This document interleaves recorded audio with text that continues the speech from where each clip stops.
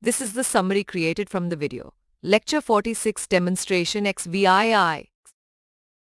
In this demo, we will explore how to create a frame, panel, buttons, and different swing components in Java. We will utilize Java constructors, the JFrame class, and action listener to add components to the GUI. You'll see how buttons can include images and witness the creation of a simple calculator with addition and subtraction functionality.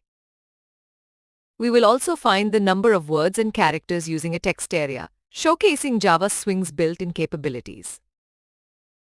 Other GUI components like text field, password field, checkbox, radio button, spinner, and toggle button will be covered as well.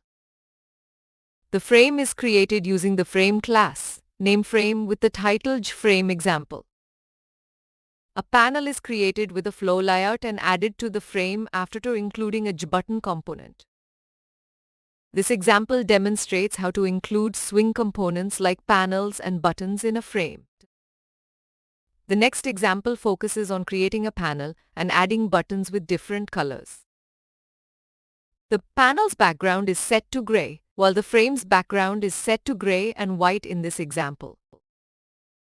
This swing example demonstrates how to create a button and add it to a frame.